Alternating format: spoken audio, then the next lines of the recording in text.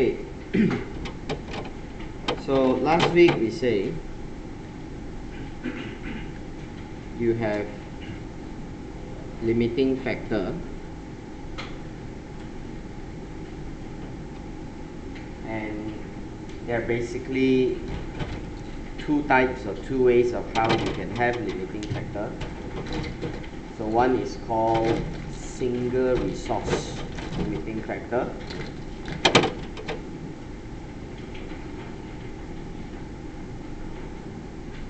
Single resource limiting factor. Hello. I be late. Who said I be late?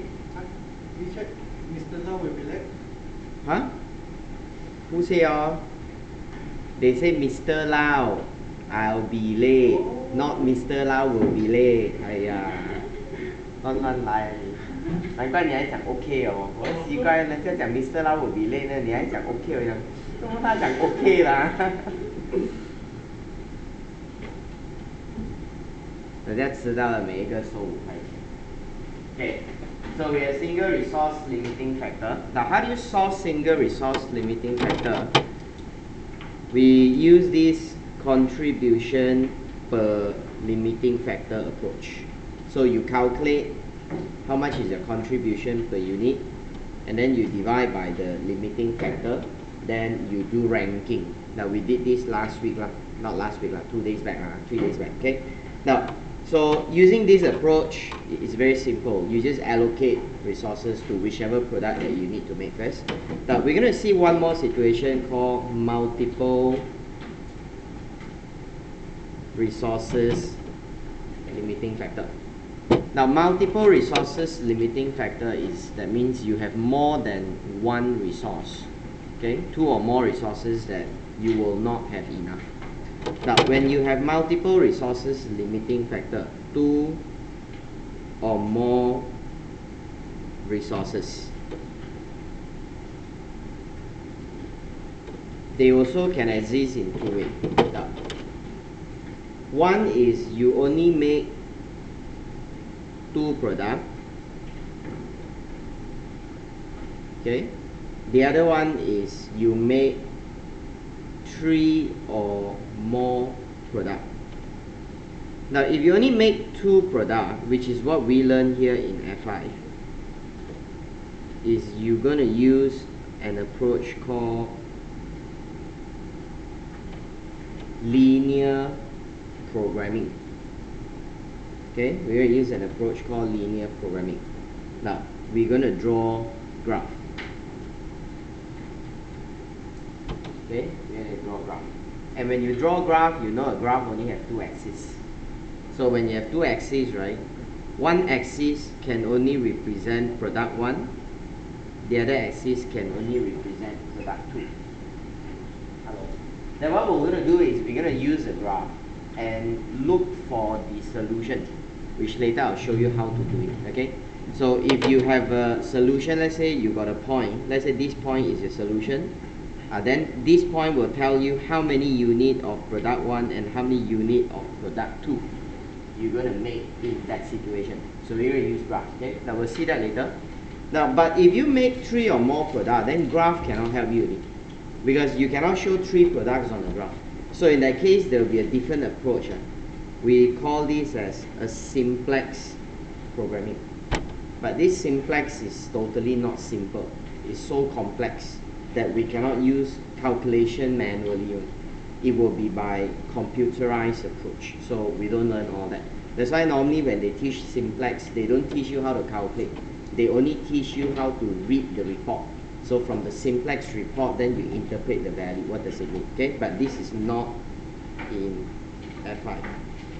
So you don't worry about that. Okay. Now class, before I can start doing the linear programming with you, I will need to go through the techniques. So can we start with page 25? Let's go to page 25. So I will start by going through with you how to draw lines. Okay, how to draw lines, and then how do you determine region? Okay, how do you determine region? Now, see, we have x and y axis. So if you have something like y does not exceed 30. Now why we say y does not exceed 30? Because we are talking about possibility. Your value can be 28, can be 26, can be 20, can be 10, but you must not exceed 30. So if you want to draw y does not exceed 30, you will have to start with y equals to 30. So what is y equals to 30? Now you just draw a line, assuming that this is 30 y equals to 30. Now there's the line, 30. This is called y equals to 30. But we want any value that y does not exceed 30. So this will give us a region already. It becomes a region. So the region or the area that will represent by y does not exceed 30 must be all the value that is below this line. So that's why this become the region.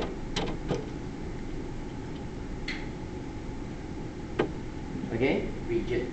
Now this is the correct region that can fit into y does not exceed 30. They can fit into the region. So when they can fit into the region, we call this as the feasible one, the feasible region, the correct region. Okay, now that's how you call feasible region. Now, so if you have y must be at least or more than 10, then what you're going to do is simple. You just draw a straight line, and assuming this is 10. Now, if x must be at least or more than 10, then the region is where? Now, the region must be anything at 10 or higher than 10. So, higher than 10 is 11, is 12, is 13. So, the region is on the right-hand side. Okay. Now, of course, you may not get lines that's just like that. So, it's too easy. So, usually, you're going to get something that it will be in this way. Like they say, 4x plus 5y does not exceed 36. Now, how are you going to draw something like this? Now, mathematically, we will first convert this into an equation. So we will say, okay, if 4x plus 5y equals to 36. Now, you want to draw a line. So to draw a line, you need 2 points. Okay, every time we say to draw a line on the graph, you need 2 points. So if x is what, y is what. Okay, so you need that. Now, so what we do is we say, if x is 0, then y must be. Now, if x is 0, then it's 4 times 0, 0. Correct. So if 4 times 0 is 0, that means 5y equals to 36. Then what is y? It must be 36 divided by 5. Huh? Where's my calculator? 7.2. Okay.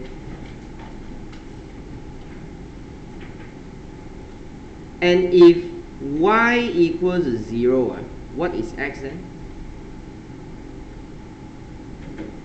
So if y equals 0, then there's no y already, right? If there's no y, then only left with x. So 4x is 36, then x must be 9.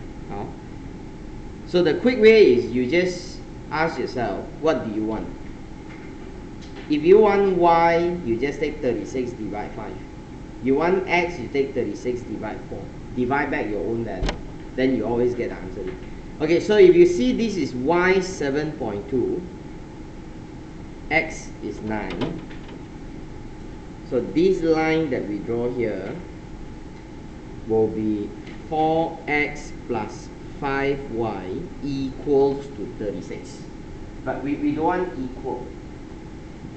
We want does not exceed. That's why it again becomes a region. So the region is the region below this line.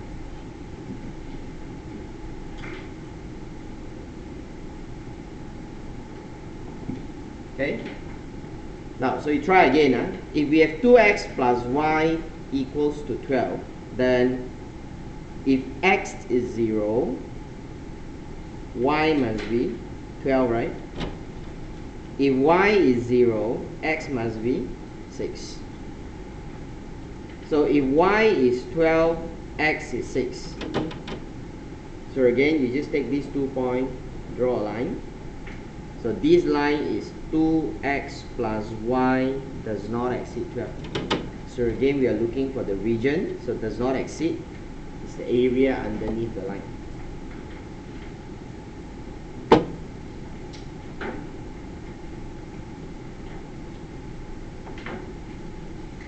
Okay. Now, see, usually when you draw linear programming graph, you don't just have one line. You're going to have a few lines. So we're going to try if we incorporate all these things together. So now I have y does not exceed 25, x does not exceed 15, and then 3x plus 2y does not exceed 54. So how do you draw this? Now again, if x equals 0, y is 27. If y equals 0, what is x? 54 divided by 3. 18, is it? 18, no?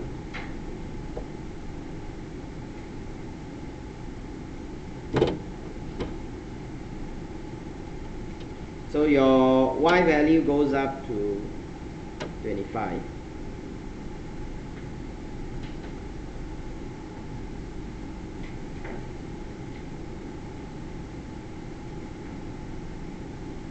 So I take 1 cm as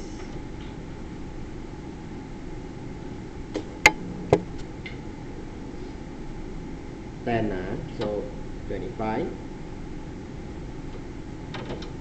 X is 15, 18, 27.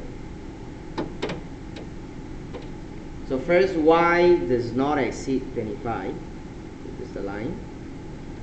Y does not exceed 25. And then they say x does not exceed 15. Then y 27, x is 18. 27, 18. So this line is 3x plus 2y does not exceed 54. So plus I enlarge a bit. Okay. Now, so we are looking for the region. So the region must be below y does not exceed 25. So the region is the one underneath. X does not exceed 15, so must be the one on the left. Then 3x plus 2y does not exceed 54, must be the one below the red. But we want a common region that all the three lines can fit in. So what is the region that all the three lines can fit in? For example, if I say the triangle on top. Now this triangle on top, this triangle here. Now this one, yes.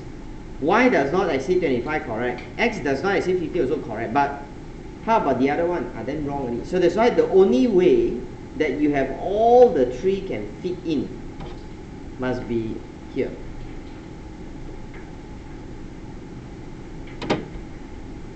So that becomes your region, okay?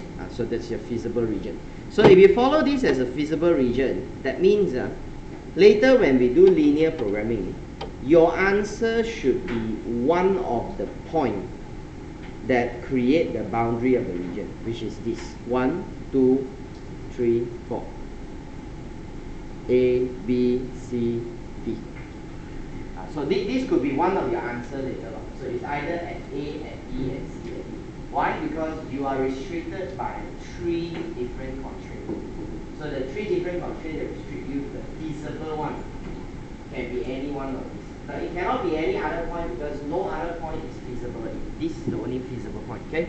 Now anyway, we'll see that later. This is how we draw few lines together. Now can you turn to the back?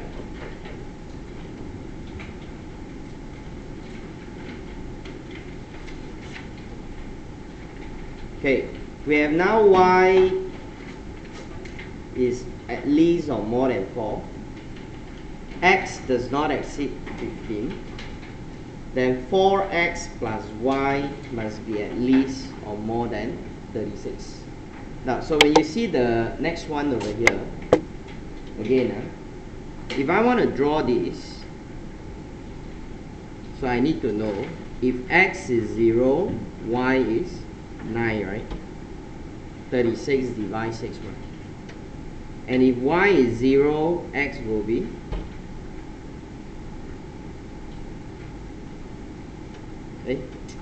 sorry, 6. Y is 6. 36 divide 6, 6. If y is 0, x is 9. Okay, 36 divide 4 is 9. So my highest value for y is until 6. Okay, then my highest value for x is until 15. Okay, so assuming I'm using 2 cm for 10, 10, 20, 10.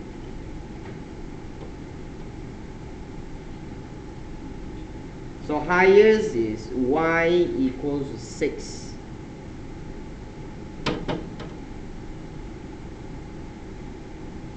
Six,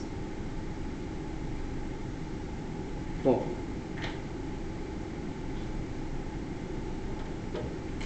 And then 15. Now first it says y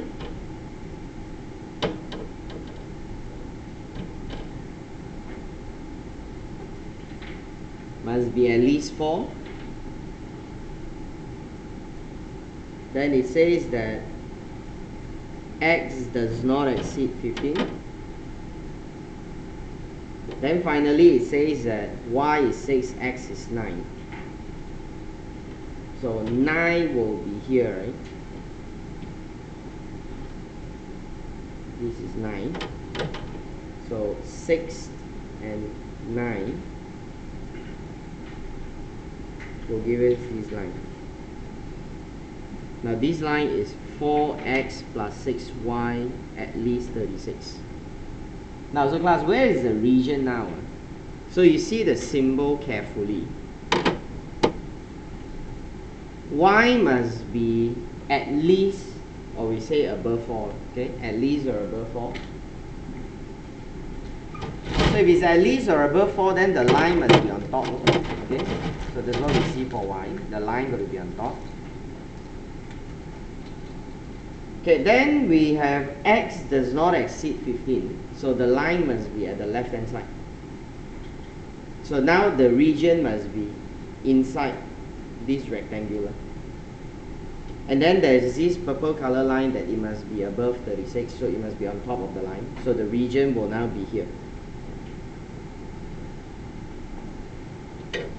Okay, so the region is actually on top rather than at the bottom.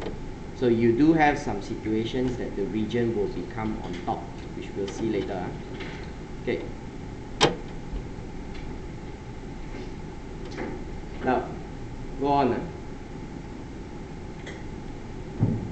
5x plus 2y does not exceed 200.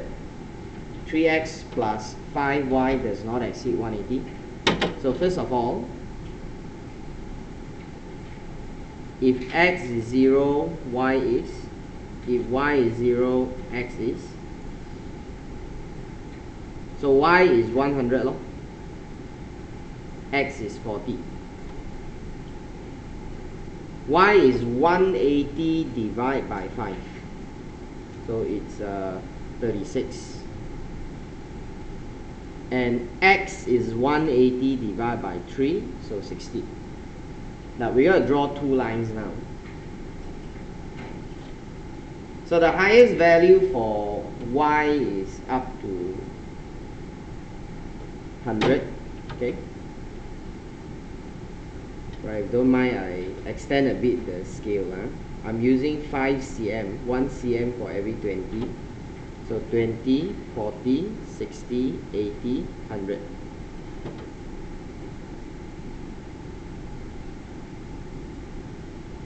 $20, $40, $60, $80, $100.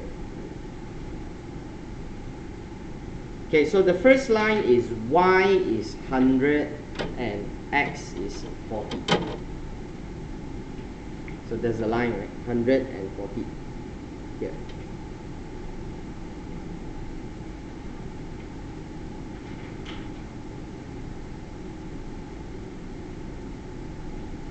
5x plus 2y does not exceed 200.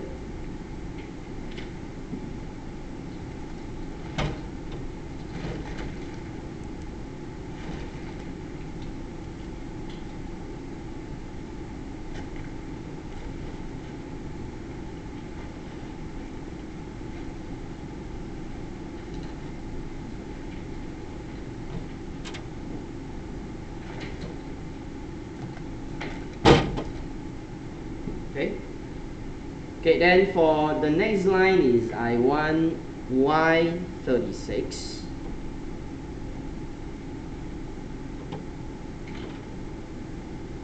So 36, 30,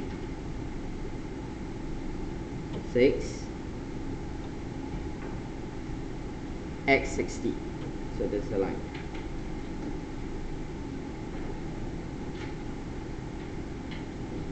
Three x plus 5y does not exceed 180. So based on what we've drawn, then where will the feasible region be? Now the region will have to be right below these two lines. So the region right below these two lines would be here, correct? No? Now knowing where is the feasible region is one thing. Okay? Then the next thing is you must know how to find the quantity. So let's say, if I tell you later on my answer is this point, the intersection of these two lines. Okay? Now, so I want you to tell me at this point, let's say we call it point A, okay? At this point, at point A,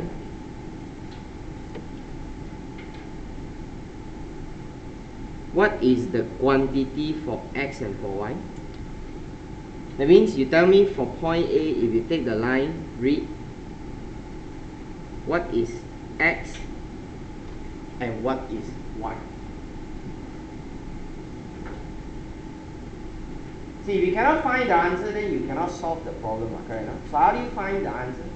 Now, we know that on graph, if you want to find the intersection, then what we do is we do simultaneous equation and solve it. So that means we will just assume that if 5x plus 2y equals to 200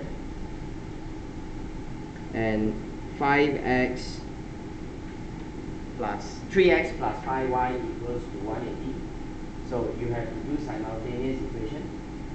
So how do you cancel that? Now, you either take something from x or y and minus out so that you cancel out one of the values. But now you got a problem, you cannot minus out either one of them because there's no common value. This is 5 minus 3, 2 minus 5, you can't do that. So normally what we do mathematics is we convert the value, right?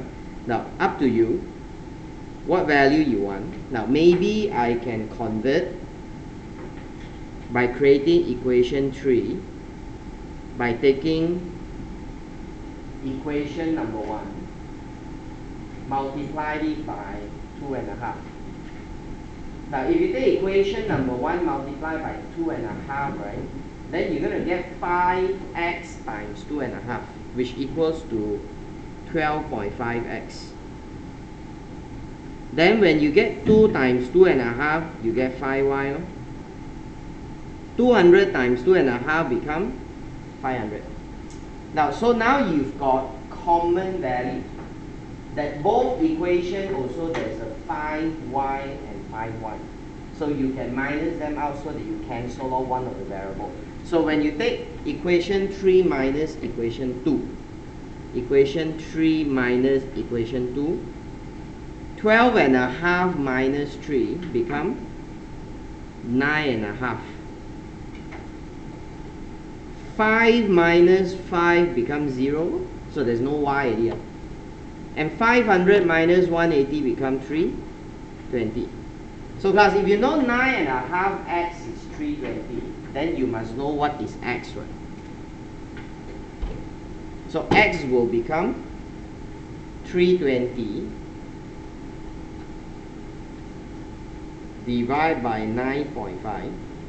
So you get something like 33.684, something like that. which you can see is more or less what we see here. You know this point is about 30 something, this I don't know 30 what, now I know it's 33.60. That's the answer. And what about this? What is y? Now class, you know what is x, right? You know what is x, you replace x into any equation you like.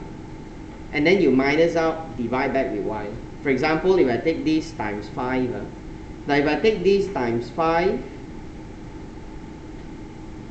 then I minus out 200, I'll left with 31.57 something, and y is 2, so I divide by 2, so I know y must be something like 15.7894, something like that. Which is what we see here, 1533. Okay, now that's how you get the answer. Now these are the technique, so I'm only showing you the technique. We have not come to linear programming yet. So that's how we do it. So can you do one last one for me? Draw the line. Find me the feasible region. Find feasible region. I'll go get my calculator.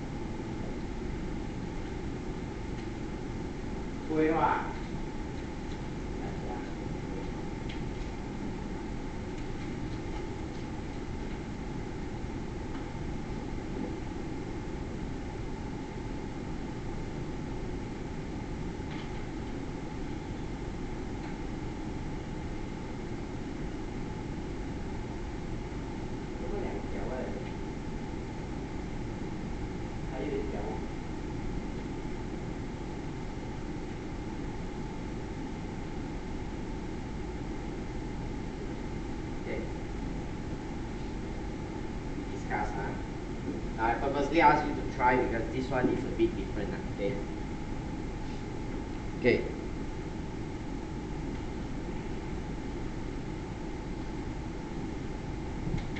Now you see in the three different so-called equation they gave us, you notice one of them is very unusual. What's so unusual? 哪一个？第三个为什么？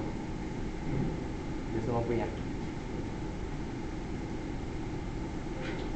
啊？有多一个4啊？这里也有一个4啊，这样。Now, the first two equation, if you notice, the x, y is all at the left hand side. They are all one side. It's only the last one, the x, y separated. So there's something a bit different. Okay? And this equation, if you really look at it, do you see it looks like something you learned before? If I say, example, y equals to 4x. Got that feeling? Like something you've seen before. Y equals to bx. Somebody, y equals to bx is what? Yeah, y equals to a is what? Y equals to a plus bx is what? Hey, first time you all, huh? First day, huh? Y equals to a is what? Fixed cost, or variable cost, or mixed cost, or no man? Like that is y equals to a plus bx, huh? You learned this line before. You must have learned this when you learn cost behavior. Okay? Now, anyway, before I talk about this, so for these two lines, I want to know how to draw means I'll use the same way. If x equals to 0, what is y? And if y equals to 0, what is x? Okay. So y will be 72 divided 6. 12. 72 divide 4. 18. 60 divide 3 is 20. 60 divide 6 is 10. Okay. And you notice the line that we see like that one, it will always be a pattern that appear in this way. Okay? But remember variable cost? Variable cost, it will always appear in this way.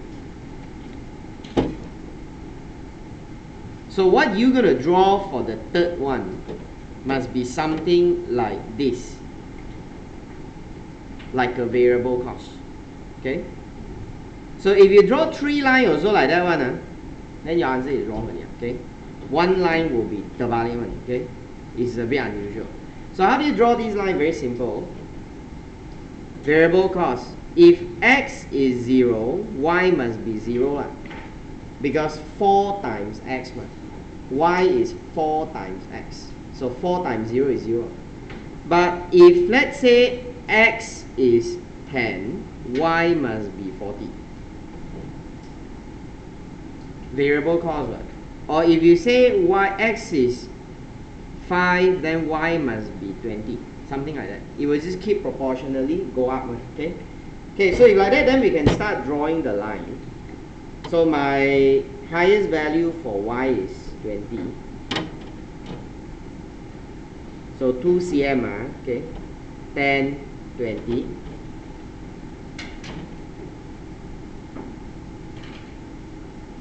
Then 20. Okay, my first line is y is 12 and x is 18. Okay, this is 12.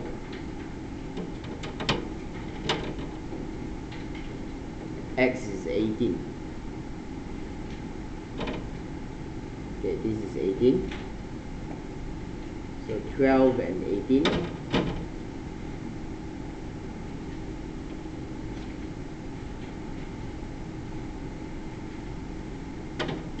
y is 20, x is 10.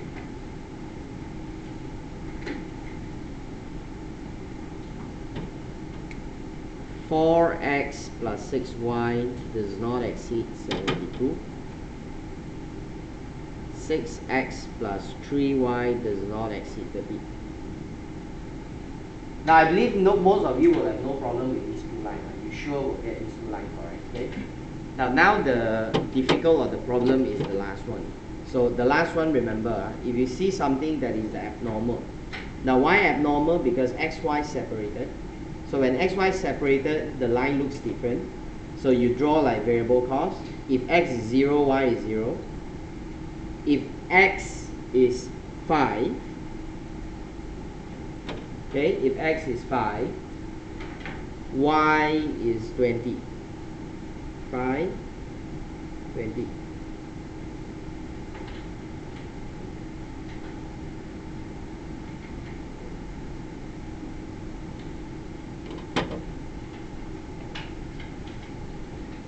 Y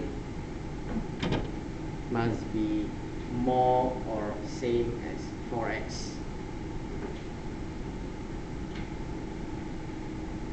I draw again with a different color, very hard to see.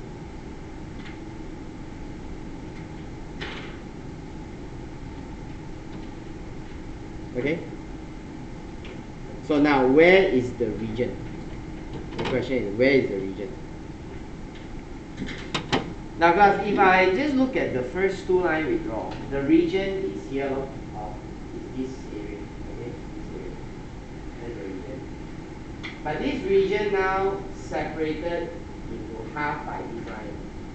These lines separate the region, so the region can either be the one at the bottom or the one on top. So you only leave with two choices only. So either the region is here, here, or here. Here or here. Now, which one is the region? Okay, this is the special one. So you don't look at the symbol, because the symbol can be misleading. Because when you see more than, okay, more than, you thought it's above the line.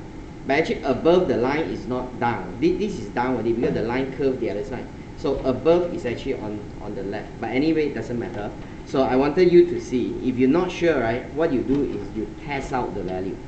Now, how do you test the value? Okay, so now you see here, in this line that we draw here, okay, this line that we draw here, you either correct based on the value at the bottom, or you take a value on top. See which one is correct. Now, we say y must be at least or more than 4x. If I simply take a value at the bottom, any value, let's say I take a value here, that the value is x equals to 10 and y equals to 4. Let's say my value is x equals to 10, y equals to 4. Now then you start to replace the value inside. You ask yourself, 4 must be at least or more than 4 times 10. Can or not? Sure cannot. How can be 4 be more than 40? That's why it's wrong already. Now, but if I take a value on top, now a value on top, let's say for example, I'm taking that x is 2, y is 20. Okay, x is 2, y is 20. Now, then I replace. 20 is more, at least more, same, or more than 4 times 2. Is 20 more than 8? Yes. Then this value is correct. That means the region is on top. Okay, at the left hand side.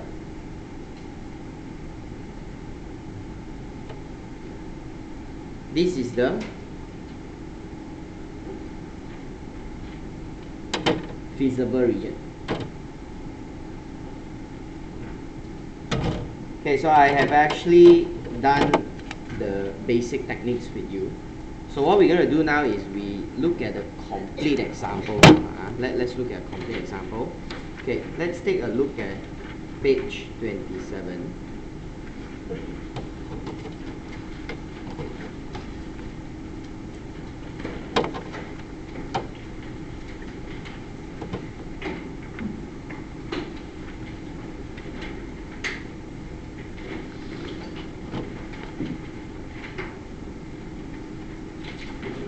Okay, page 27. Now, so the question is like this.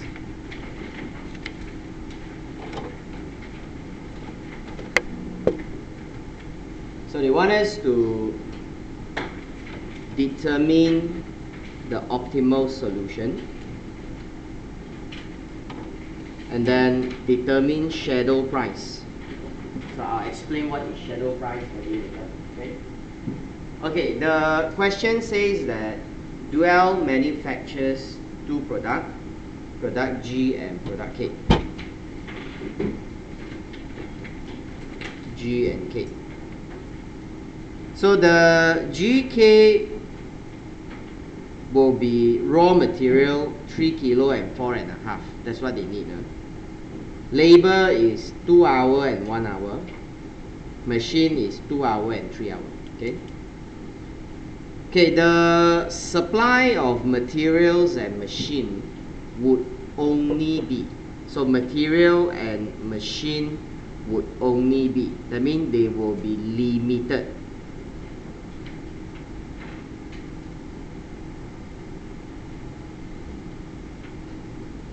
Okay? Okay, and then at the same time they say Duell requires to guarantee the worker minimum 300 hours a period. Now you must guarantee. Guarantee means at least, no? At least 300, correct or not? At least 300. Can be more or not? Can. Minimum 300, but can be more, ma? Can say or not? This 1,002 is maximum, correct or not? The most you have is 1,002. So when you read, you will know that the symbol you need to use later is does not exceed. The symbol I use is at least or more. From my read, I understand it's in that way, correct or not? Okay? Okay, during period 9, the demand for G will be limited to 150. So again, now there's another problem you have. G has a limited demand, where K has an unlimited demand. Now the raw material is purchased at the price of $2 per kilo. The variable overhead is charged at $3 per machine hour. And G has a contribution of 10 per unit, and K has a contribution of 15 per unit. Now they're giving us all the detail. Okay, so how are you going to start with this? Now this is what you're going to do.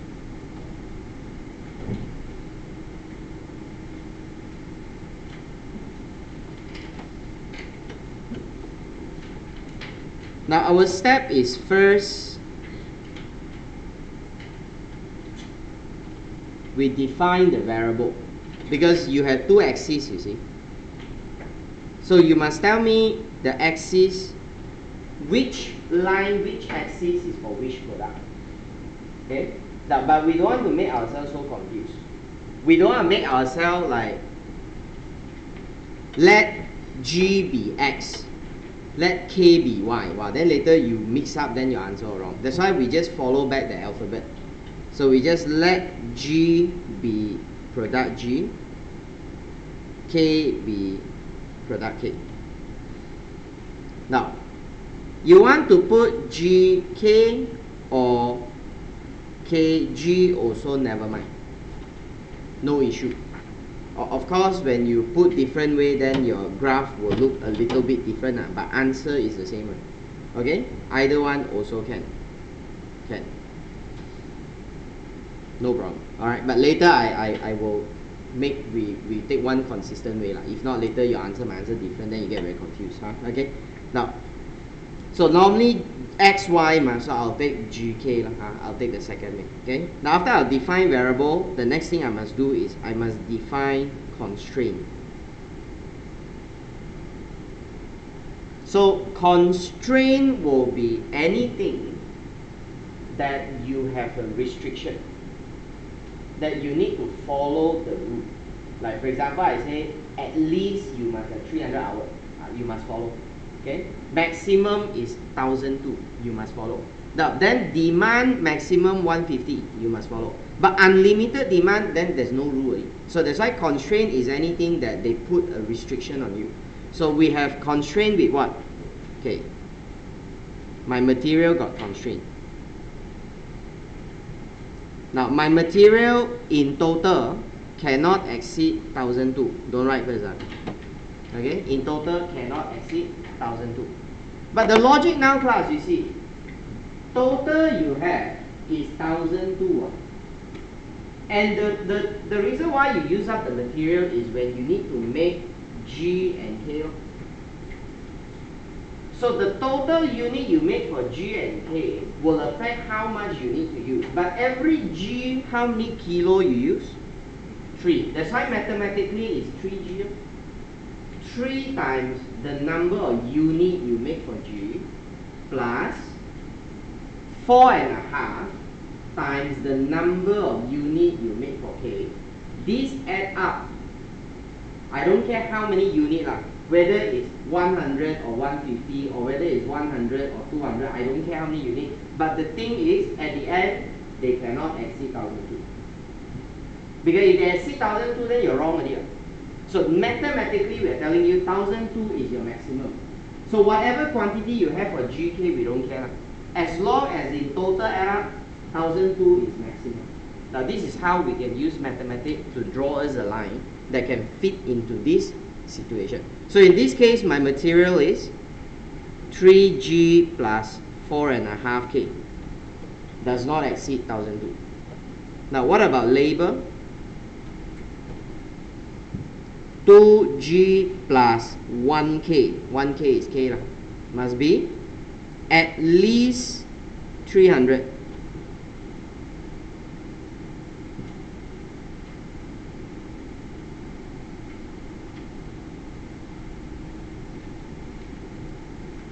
And then, now I don't see anything mentioned about machine, right? They never tell me machine got restriction. Got.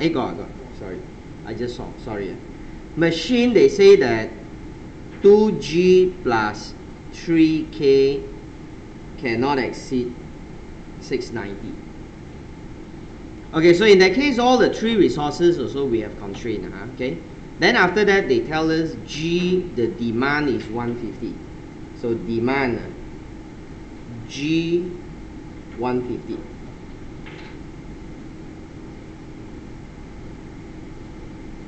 Now class, if like that, then we've got all the 4 constraints defined already. Now once you've defined the constraint, what you must do is you will have to draw all of them on the graph. So that's what you must do. So here, you have to draw them. But class, how do you draw all these things? That's why I've told you just now, right? The only difference just now is there's no story. Now I got story. Just now I tell you 5x 2y does not exceed 200. How do you draw?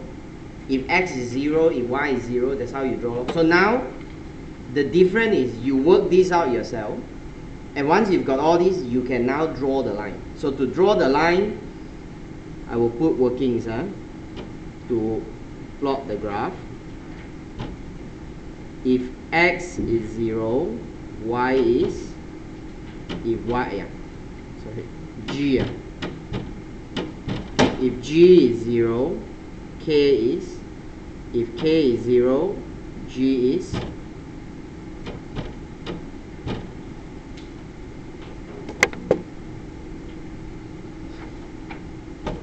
right, so you've got k is 1002, so 266.67,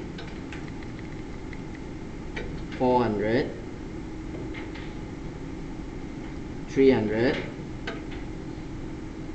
150,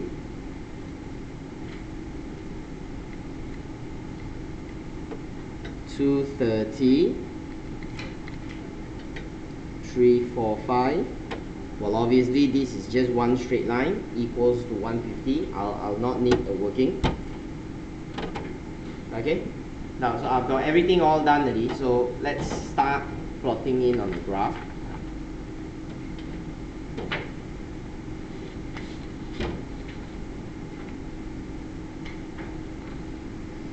So class, my highest value for G is 400, K is 300. Okay, so you see what's the scale you want. Maybe we take 2 cm for every 100. 2 cm for every 100.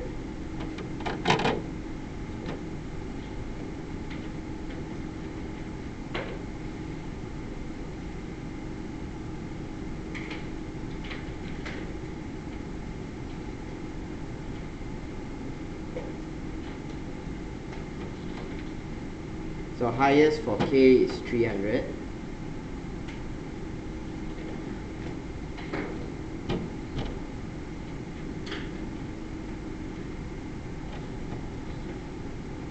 K, G,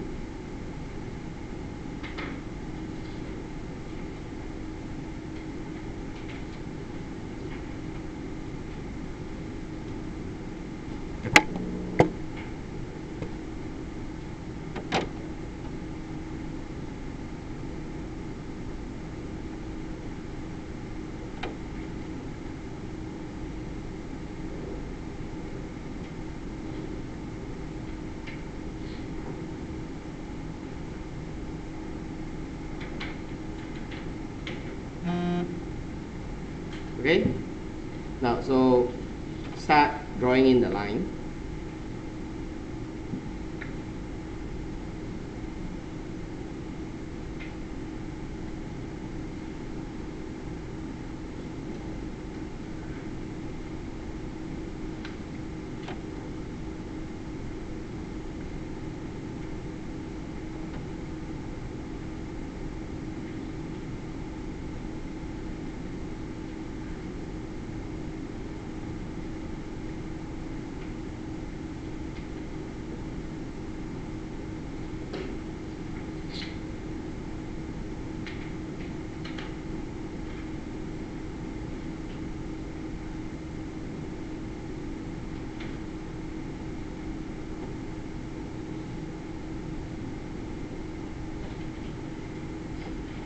Okay, so the first line we're going to draw is material. Now it's going to be 66.67. Okay, so how do you draw 66.67? If every 100 is 2 cm, that means 667 out of 100 times 2 cm, you get about 1.3 cm. Okay, so that's your line going to be. So K is about 1.3 cm. So 1.3 cm. Now it's around here lah. So that's 266.67, and then G is 400.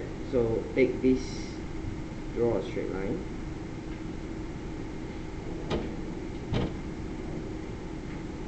Material 3G plus 4.5K does not exceed 1002. Okay, then for labor we have K 300, and then G is 150. So 150 is here. So 300 is here. Now this is labor. 2G plus K 300.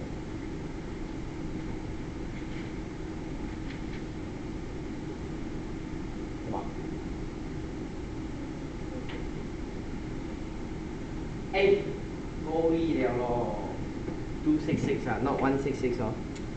I say, never mind. Small problem. 1.3.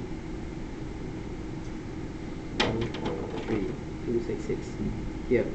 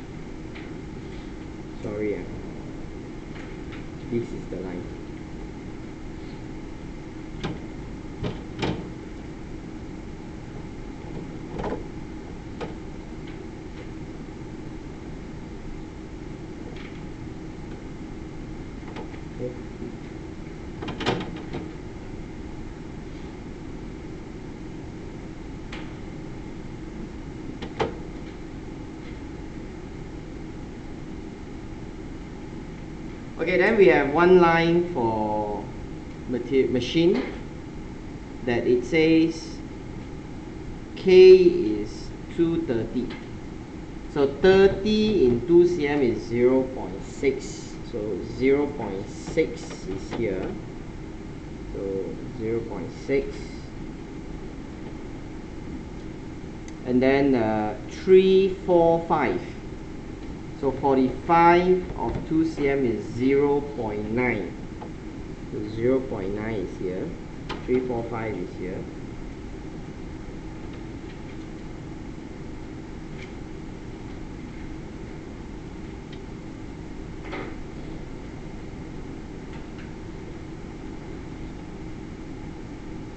So this is the line that machine 2G plus 3K does not exceed 690. Okay, then finally they say G equals to 150.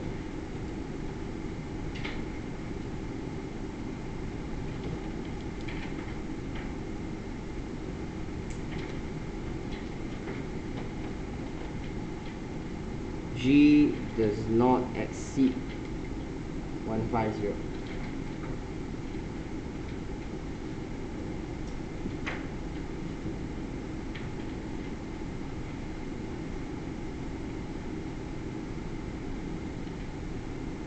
Okay.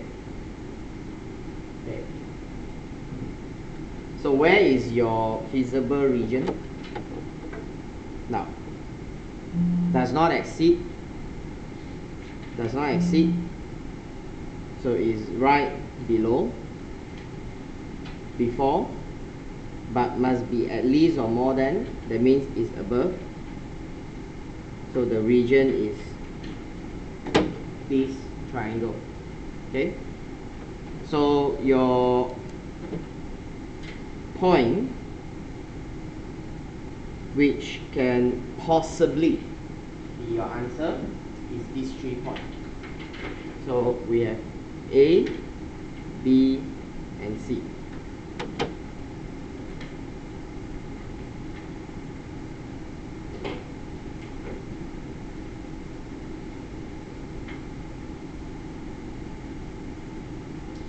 Okay, now, so I've got the things done. So what we need to do now is we need to find the answer, okay, the optimum solution. Now, how are you going to find the answer, or how are you going to find the optimum solution? Okay, to find the optimum solution, here,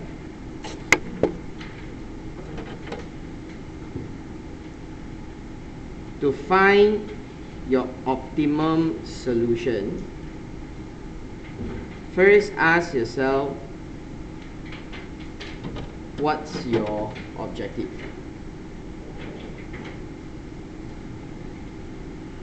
Okay, so you must do, you gotta ask yourself, what's your objective? So what do you want to achieve here? Okay, objective is to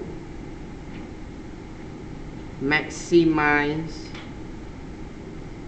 contribution, because in a situation when you have limiting factor, contribution is what you want. So you want to maximize it, the more the better. So if contribution is your objective, right, that means contribution is what? Contribution comes from where? Come from sales. Sales what? Sell which product? G and K. That's why the contribution must come from whatever you sell in G plus whatever you sell in K. Just like material like that. So the contribution will come from GK. But you know, every unit of G that you sell, the contribution is how much? Question gave you already. 10. Okay? So 10G. K will be 15.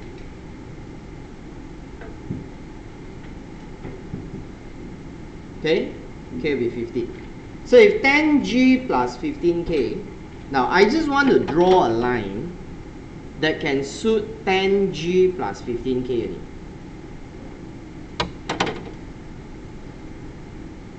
So to draw a line that can suit 10G plus 15K, then what you can do is you can fill in any value for contribution. Any value. For example, you can say 10G plus 15K equals to 200. Then you can draw the line. Then if G is 0, what is K? K is 0, what is G? You can say no. But of course, when you want to fill in a value, you don't fill in a value that's very hard for you to calculate. For example, you put 200, then difficult for you because it's very hard to divide. That's why we normally will take a value that's easy for us. For example, we just take 10 times G times K. That means you take 10 times 15, you can take 150. You can take 150. So if it's 150 or 1005, then easier for us, can say no? So I can just replace any value. So say that 150 is 10G plus 15K. Then you realize that G is 0, K is 0, G is, so K become 10, G become 15, correct or not? Because K must be 150 divided 15, G must be 150 divided 10. So you notice or not that we understand whatever you see here in G and K, right? The two value will then switch position only. So you actually don't need to calculate. Right? So in the exam, you know already that if G and K is 10 and 15, when you draw, you will draw G 10 will take 15, K is 15 will take 10. You just switch the value and you take in the same multiples of 15 and 10. That means you can draw 15, 10, or you can draw, for example, 90, 60. Or for example, you can draw 150 and 100. See which one you like, which one easier for you to draw. As long as you take in the same multiples of 15 and 10. Follow? Now, so if you know that, right, you can now go back to the graph. Okay? And draw 150, 10, 100, or you want 75 with 100, up to you, you which one you want, okay? Now if I take G 75, K 50, G 75, K 50, okay, so 75 of 2 cm is 1.5.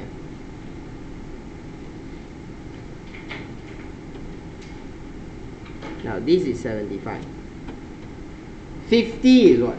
50 is 1 cm. This is 50. Now draw this line.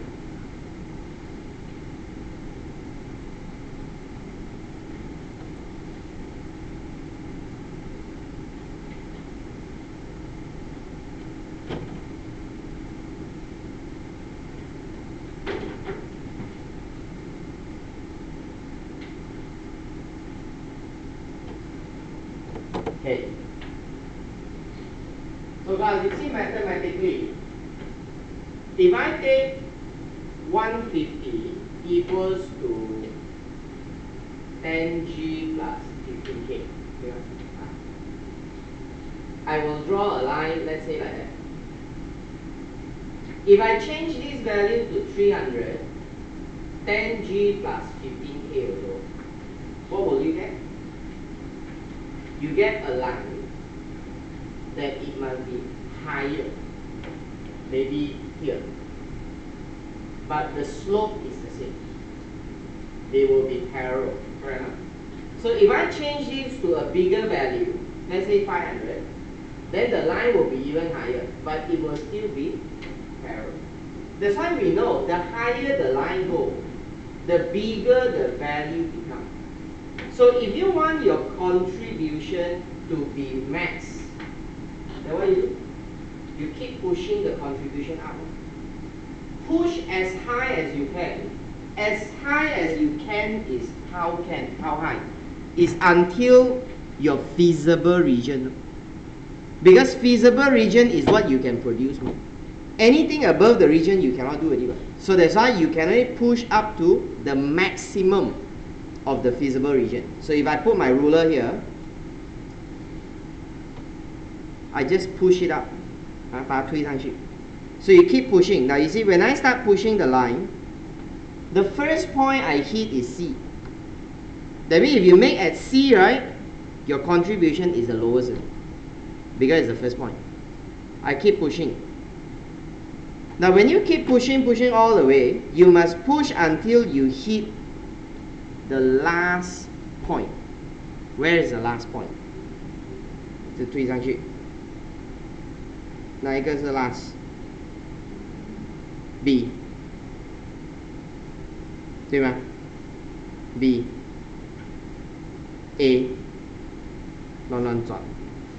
那 graph 很像 not so accurate， 看起来是 B， 但是 A 又很接近。哦 ，so is it A or is it B? Now, never mind.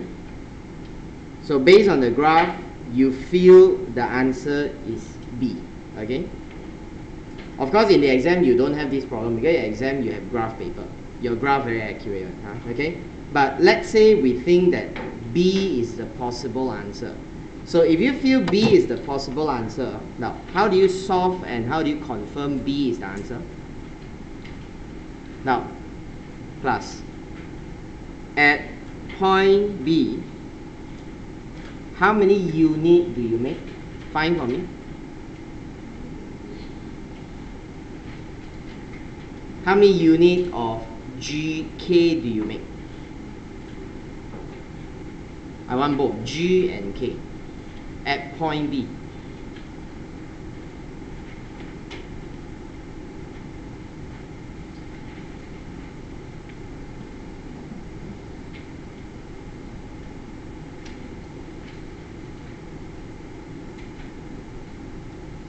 Now we know that point B is the point where these two lines intersect.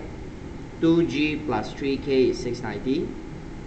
G is 150. Now G 150, you got the answer already. G is 150. So if G is 150, this equation very easy to solve. G is 150, then 2G is 300. 2G must be 300. Then 3K must be 690 minus 300. You just dump over, right? Not 3K must be 690 minus 2 times G. So K must be. So if you take 690 minus 300 divided by 3, 130. Now, let's see here. How much is your contribution? If I take 150 units of G, just now we say contribution is 10G plus 15K. 10G plus 15K. So if you take 150 units of G, 130 units of K, so you're going to get an answer that contribution will be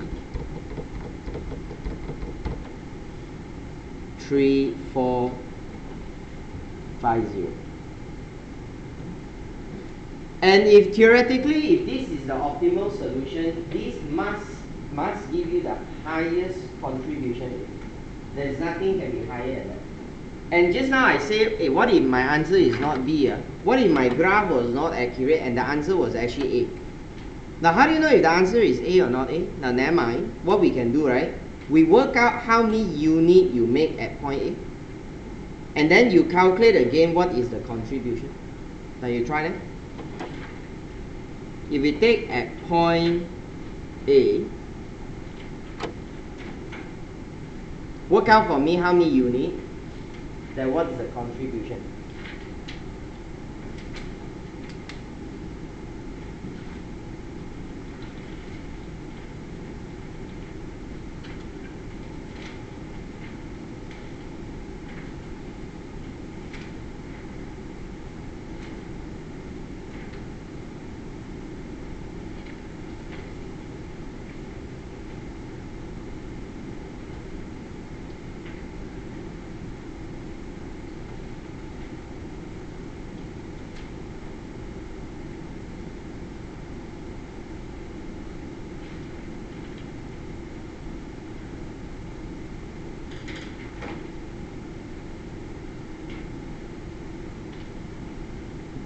Okay, so I know that the two line will now be again 2G plus 3K equals to 690.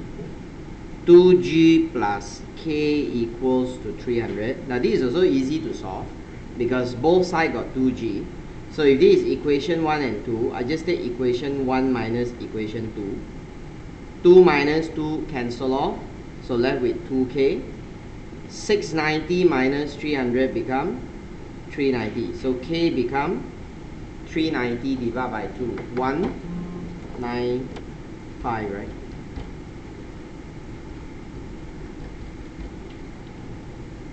And if K is 195, what is G? 195, let's say I multiply by 3.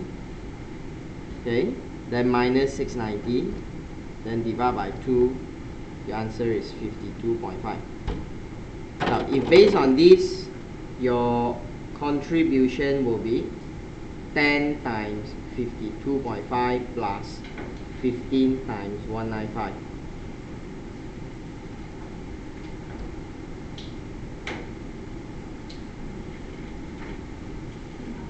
So you get 3450. Now you got the same answer. Okay. Now actually, the line share the same slope gradient. Alright. Now that's because if you see your contribution, it was 10G plus 15K. Okay.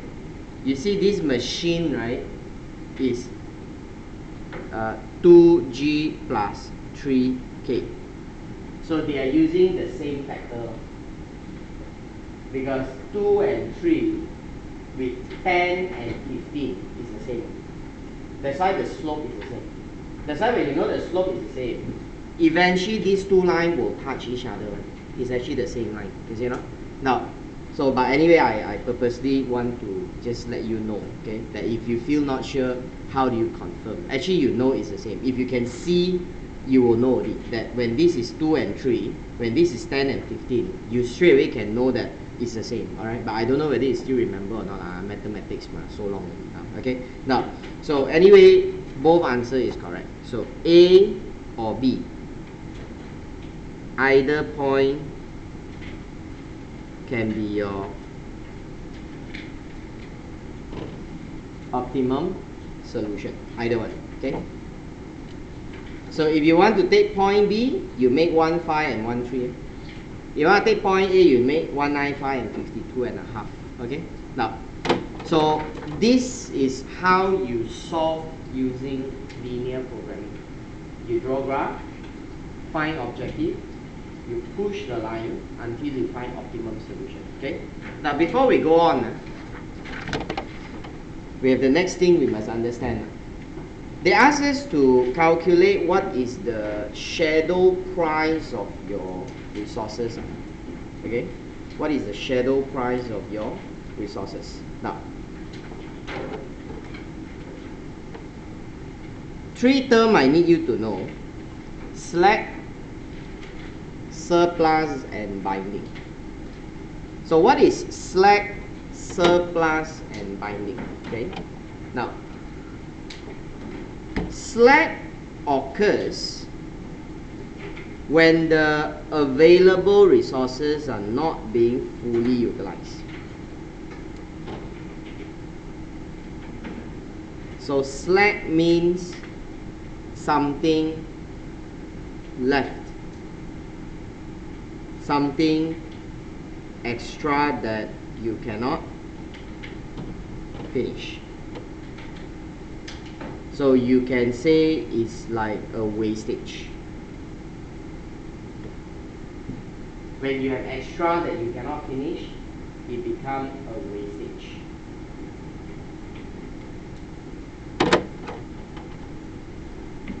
Now, surplus occur when what you use is above the minimum. Okay, using more than what you need is called surplus. Understand? So for example, I say today, you only need to read 20 pages of note. 20 only.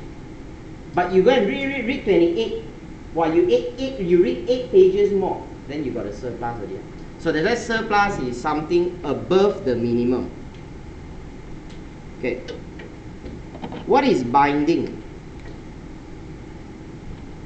What you use equal to what you have.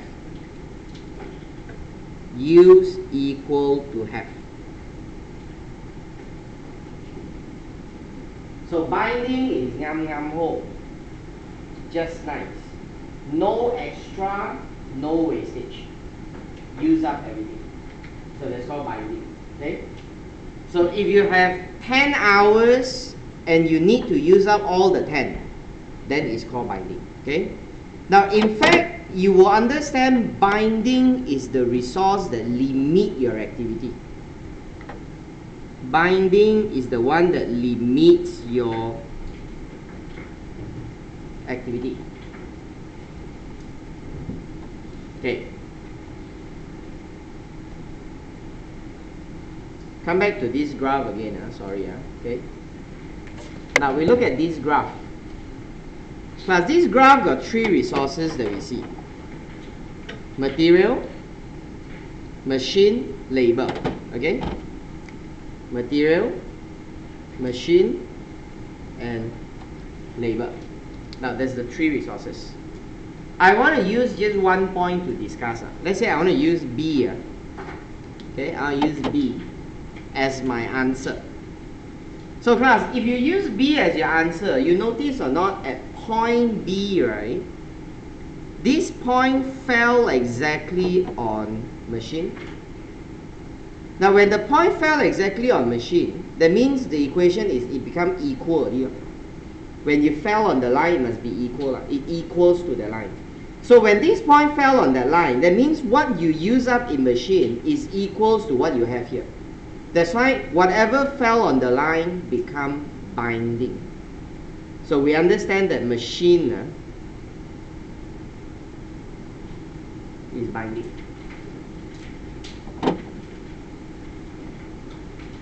Okay. On the other hand, you notice that material line is above the optimum solution. Now when material is above the solution, meaning you have more than what you need, because I only produce up to point B only, but my material is on top. That means I cannot finish my material. So when you look at this, material become slack. Okay? Material becomes slack. Now look at labor class. Now labor in this case, I say minimum is 300. Minimum. But when you choose point B as your optimum, the point is above that minimum line. So if you're above means you must have used up more labor than you need. So that's why now when you take point B and compare with labor, you realize that there will be a surplus in it. But only if you choose point B. If you choose point A, then cannot. If you choose point A, then there's no surplus. Because point A, the labor you use is exactly what you need. Ngam ngam 300. Because it fell on the line. But then you cannot call labor is binding. Because labor is something that you can have as much as you can. binding is limited one and you use up exactly. Understand? So that's why label cannot have binding. Okay? So in this point, your label is just nothing. There's no issue. Follow? Now, but in this point, we can see machine is binding, material is slack, labor is surplus. Okay? Now, if they ask you to calculate, then how do you calculate? Now, I put this as an extra discussion. If based on point B as your optimum solution,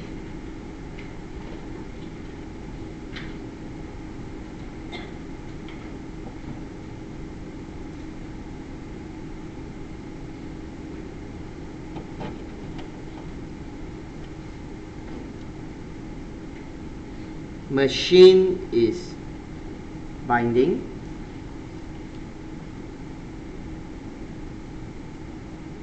labor has surplus, material is slack.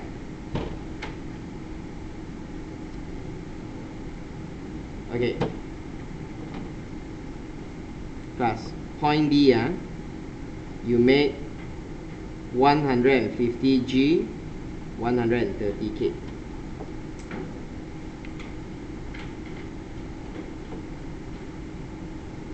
So let us prove and see.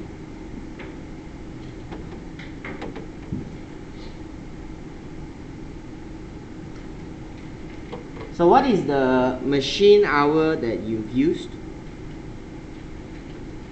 Machine hour is 2 times 150 plus 3 times 130. So you're gonna get 690. What do you have? 690. So finish off. No more. Okay. Labor wise, you take how many hours? 2 times 150 plus 1 times 130. So 430. That's what you use. Minimum is 300. See, you have a surplus 130. That's your extra. Now material wise is 3 times 150 plus 4.5 times 130. So what you're going to use now is 1035. What you have is 1002. So 165 become slack. Extra cannot finish.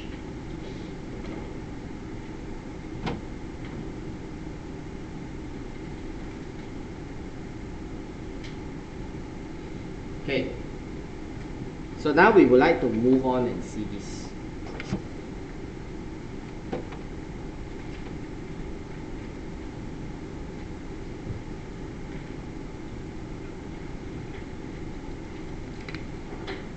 Okay.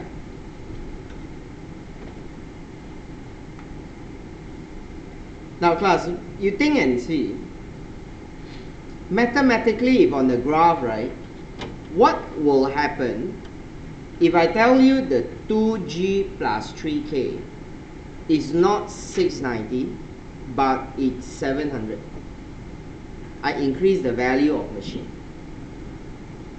Yes, I told you this now. If 150, the line is here, then if I increase the 150 to 300, you say the line will go higher, right? So if I increase machine 690 to 700, this line will go higher also, right? Now when the line go higher, can you just imagine a bit? Use some imagination. So this line now here will move higher. It move higher. Now when you move higher, what will happen to your A and B? The point will run also, right? So if let's say now this line move higher, A become here already, correct not? A is here. B is here already. So when A and B, when the points start to run, then your quantity will also, just now, where's my quantity? Here. The quantity that you make will also be different already. But the impact is this contribution become higher or lower? Higher. You must have higher one. Because based on the graph, when the line move up, you always increase the value one. So if like that, then we understand machine is binding. That means machine is the problem. The only reason why you have stopped at A or B is because machine is not enough, correct? No? Now I ask you, buy more material got use or not? No use one. Material is not a problem. Now problem is machine. That's why your point is here. You stop at machine. That's why if you want to increase your contribution, you must increase machine hour first. So when you increase machine hour, right, then this line will move higher. And when the line move higher, right, the point will change earlier. Then when the point change, the contribution you get is more. So now we want to evaluate this concept called shadow price.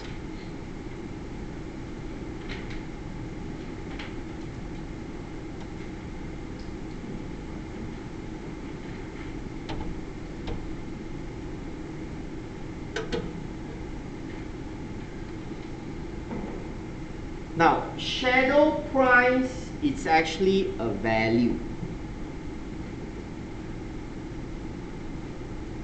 A value of an incremental contribution if you have one extra unit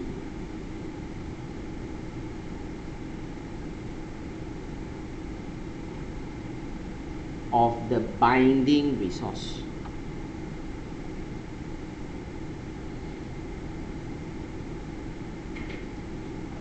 Well, you see, the problem is some people, when they look at this thing, they can look at two sides.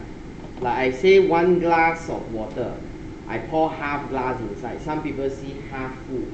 Some people see half empty. Right now? Now, it's like I tell you, my hour all used up.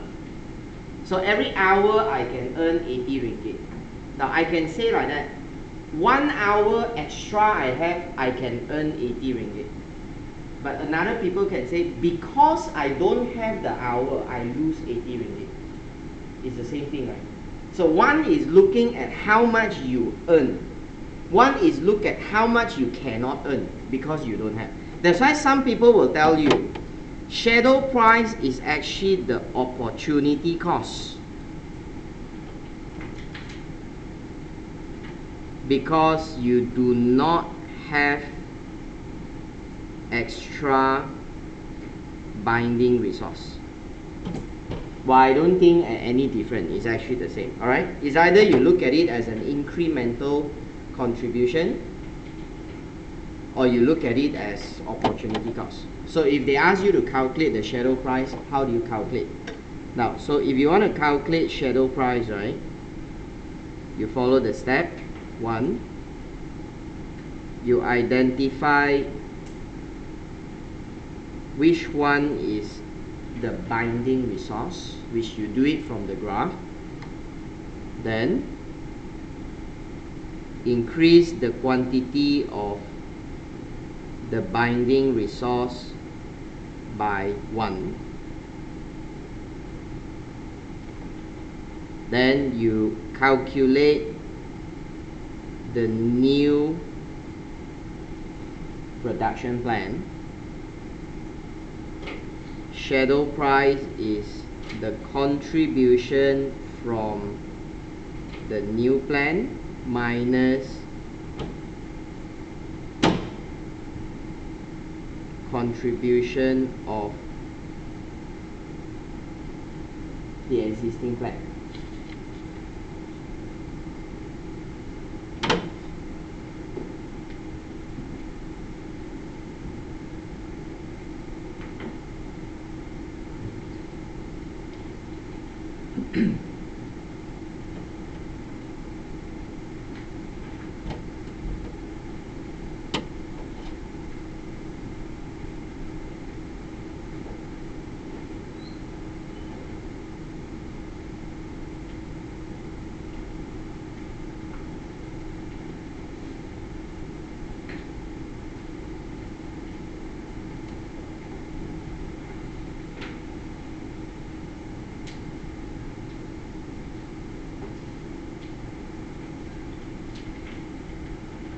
Okay, now, so you follow the steps we see here, and we try using this same example now. Okay, shadow price. Now, binding resource is machine.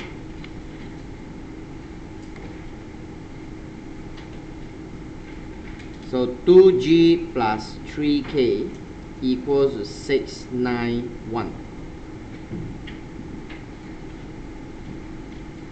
Just now is 690. Now I increase it by 1. So I have 1 extra machine hour. So when you have 1 extra machine hour, you know 2G plus 3K is 691. You know G is 150.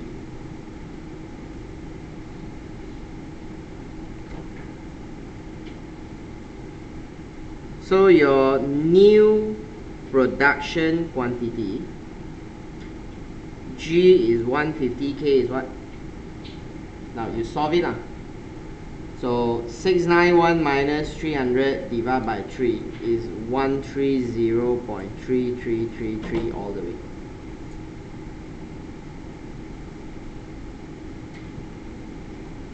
So what is your new contribution? 10 times 150 plus 15 times this.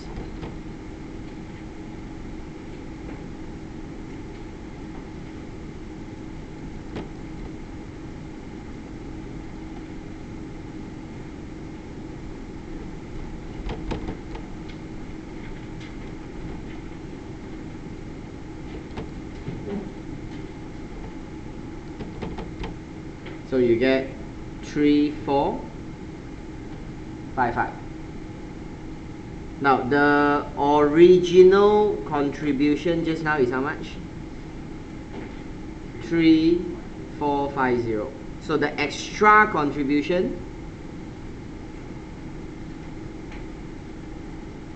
is $5.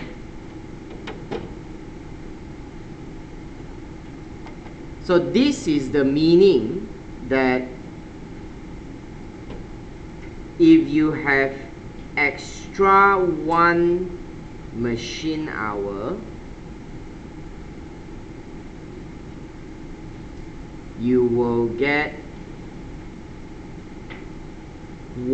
extra $5 of contribution.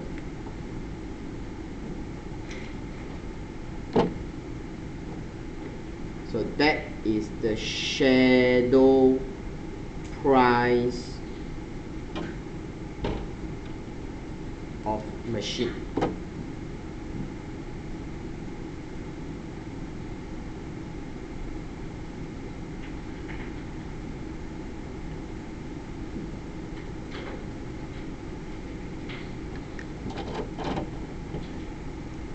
Okay, that is the shadow price of machine. Now only machine has shadow price. Material don't have. Alright? Material don't have. The labor don't have. Alright? So just machine alone. So why is shadow price important, or why is shadow price useful? So that we can use it for decision making. Now why we say use it for decision making? Now let's say if someone come to you and tell you that, hey, I got machine hour that I can sell to you. You want to buy them? Now obviously then you say, okay, you want to sell to me, then how much do I need to pay? Now if this guy tell you, okay, I can sell you extra machine hour, let's say at the cost of $4. Now $4, then you check, my own machine hour will cost me, let's say the variable overhead is $3. Now my own machine hour costs me $3. You charge me $4, that means you charge me $1 extra. Okay, if $1 extra, I can make $5 extra, okay what? Then I'll buy. So then I will decide to take it up. Now, but even if you want to take it up, the question now is, how many machine hours do you want to buy? So if the guy say you want to buy a minimum, you must buy 200 hour, then you think 200 hour, do I need so much or not? So that's where you must look at the graph. That if you keep buying machine hour, right, then the machine will keep increasing. See, when the machine keep increasing, you will have a problem with it. The problem is increase until a point, your optimum point will hit here. When your optimum point hit here, that means at the same time, your machine not enough, material also not enough. Then you want to buy machine for what?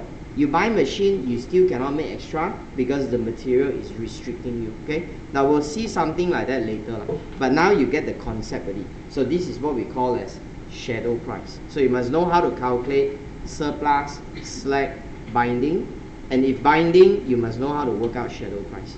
Okay. Now, so this is the first example we have done. Now I would like you to see page 28.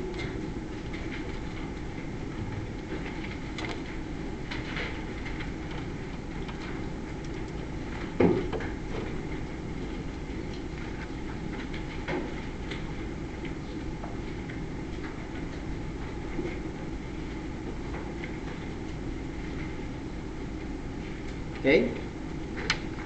Okay, we'll try one more example.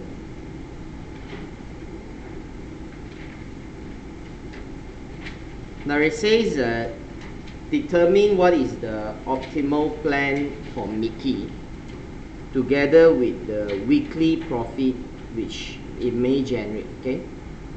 Now more things only. Alright, more things only. Mickey involved in the manufacture of two products called Mimi and Kiki. And because of a strike, material yield that's required in the production is expected to be limited to 400 units a period. So material yield got 400. Material S, which will be used for both products, will have unlimited supply. So S got no problem. Now Mickey is experiencing labor shortages and is expecting maximum 800 unskilled, 1,002 of skilled. That's your limit. Because of government imposing trade barrier, you can only import 650 units of Donny, and this item is required in both the product. It is the company's policy to limit the production Kiki to not more than treble of Mimi. So now the detail is they tell you material U as labor, Donny, price. Now fixed overhead will be 2008 a period. Okay, so based on whatever we have here, the first thing you must do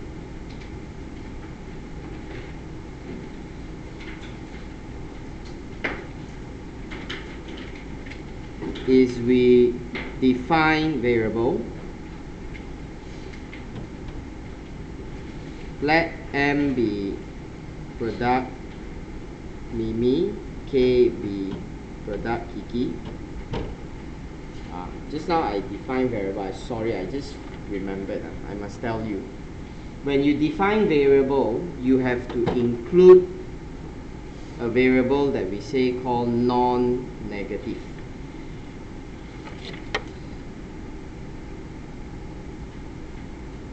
Okay, non-negative.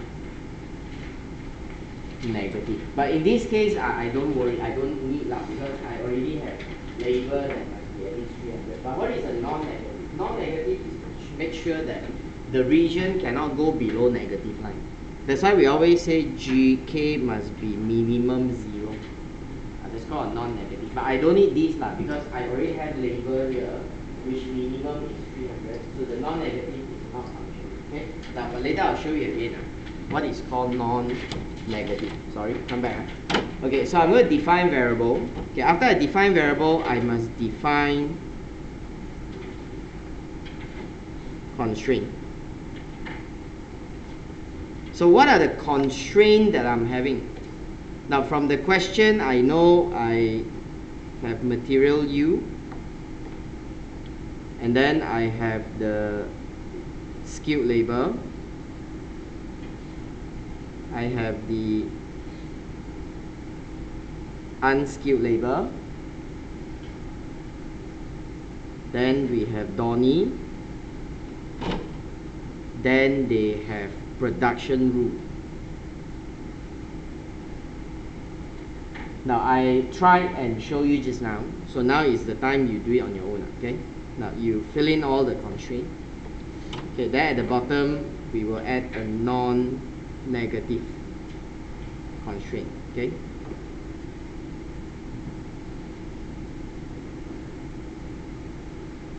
That shouldn't take you more than 2 minutes. It's very straightforward. Just fill in all the.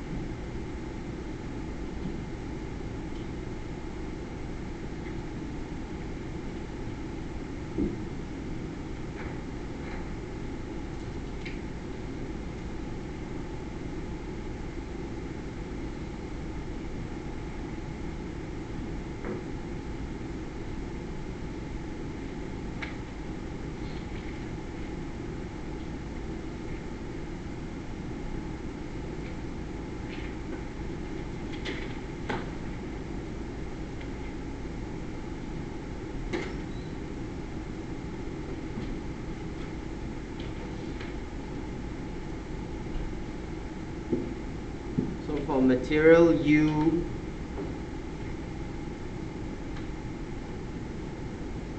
two M does not exceed 400. Sorry. Right. Skilled 10M plus 4K does not exceed 1002.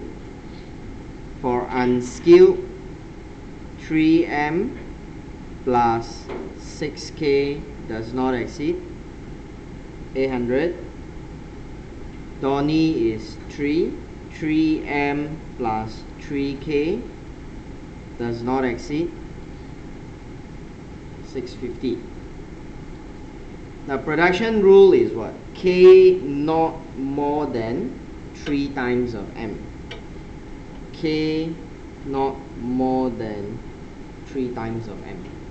Now then the non-negative rule is basically MK minimum 0. So it's just to make sure that when you draw the graph, the region cannot go below the negative zone. Okay. Now, so with all these plot, right? Okay. To draw the graph, if M is 0, K is 0, M is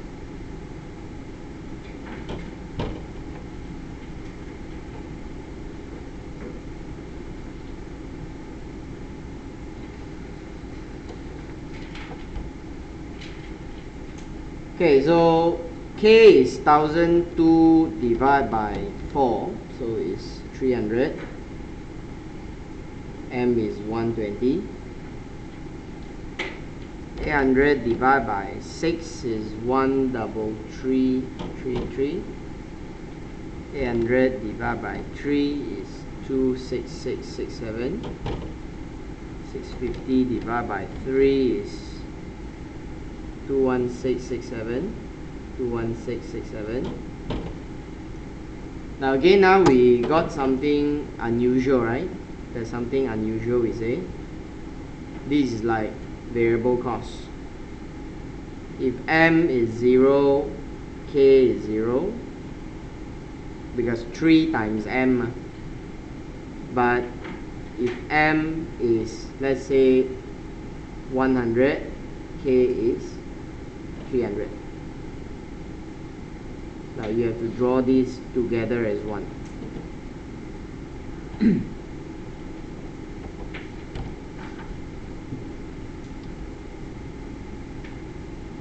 Okay. Now so I will draw the graph. Okay. Put down the scale. So we see that K highest is 300 lah. Then the rest all is still 200 something. Okay, so if you want, you can stick on with 2 cm for every 100. Yes, I'm wrong. Unskilled labor. Sun.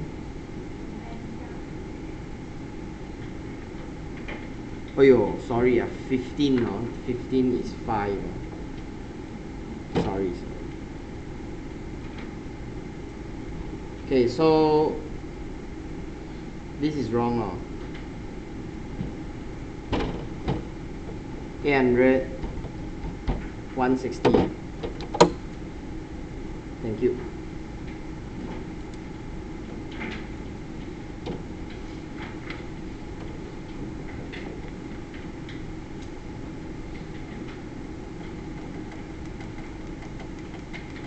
Okay, so I will use 2 cm for 100, or you think too small, you want to take 4 cm for 100 so that your scale is bigger, easier to draw. It's up to you, huh? Okay.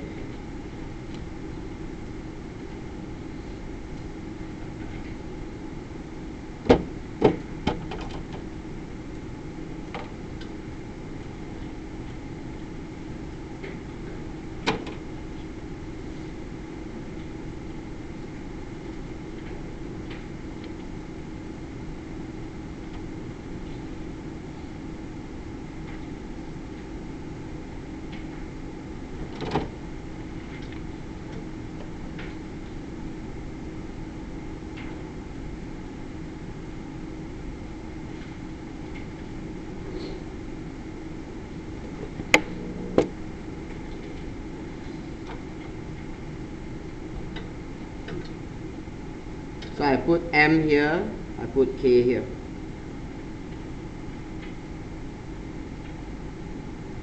Right, so the first one is easy. 2M equals to 400. So M is 200. So that's where the first line is drawn.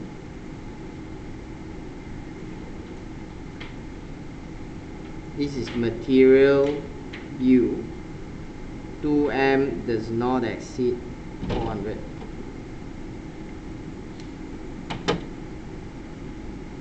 Okay.